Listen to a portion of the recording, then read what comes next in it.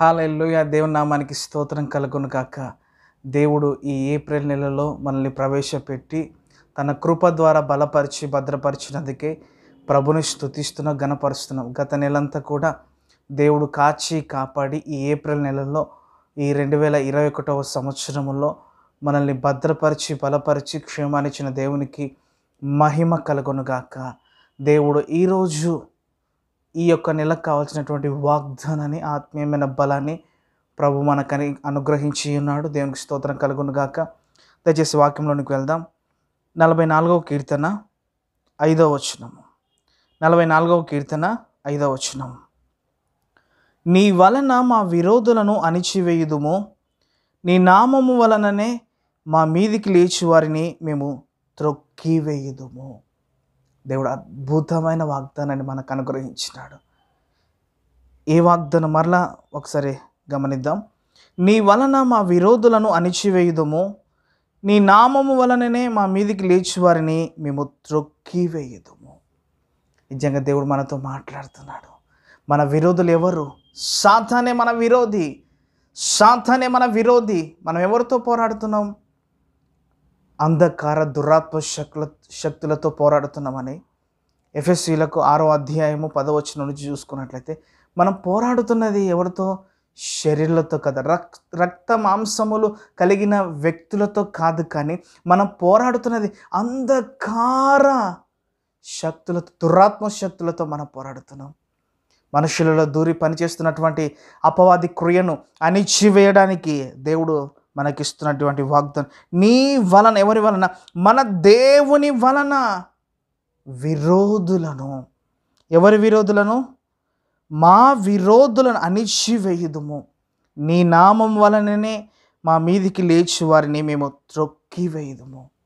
మనకు నజరేయుడైన యేసుక్రీస్తు శక్తి నామం ఇవ్వబడింది సహోదరి సహోదరుడు. మనకు ఆ నామం వల్లనే శత్రువును అణిచివేయగలుగుతాం, త్రొక్కివేయగలుగుతాం. యేసు నామములో అన్ని నామముల కన్నా పై నామమును మన నోటిలో అంత గొప్ప నామాన్ని, శ్రేష్టమైన నామాన్ని ఉచ్చరింపజేసే కృపను దేవుడిచ్చినాడు మనకు. ఆ నామం వలన చితకద్రొక్కాలి. యేసు నామములో నీకు విరోధంగా ఏ ప్రాబ్లం క్రియేట్ చేస్తుందో, ఏ దయ్యము, ఏ అపవాది, ఏ శక్తులు ఏవి వ్యతిరేకంగా సృష్టింపజేస్తుందో, ఏ వ్యక్తిలోనికి జ్వరబడి పనిచేస్తుందో ఆ వ్యక్తిలో ఉన్న ఆత్మను గద్దిస్తే, యేసు నామములో గద్దించి ప్రార్థన చేస్తే అది విడిచి వెళ్ళి పోతుంది. ఆమేన్. కొంతమంది మనుషులు సడన్గా మాట్లాడేస్తారు.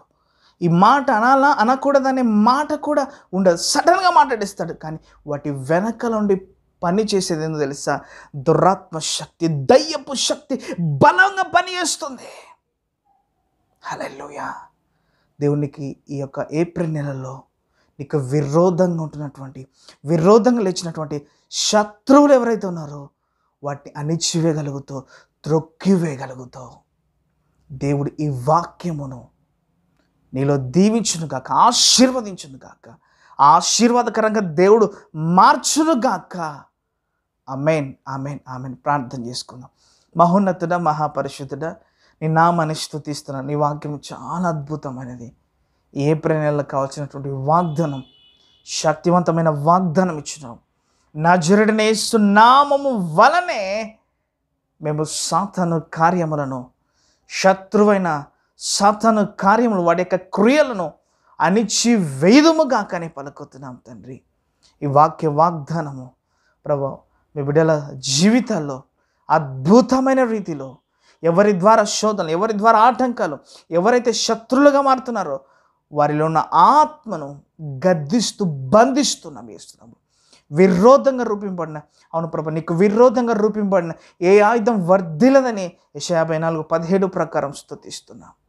ఇప్పుడు మీ బిడ్డల మీదకి దేవుని మహిమ, శక్తి, ప్రసన్నత, విడుదల ఉన్నగాక.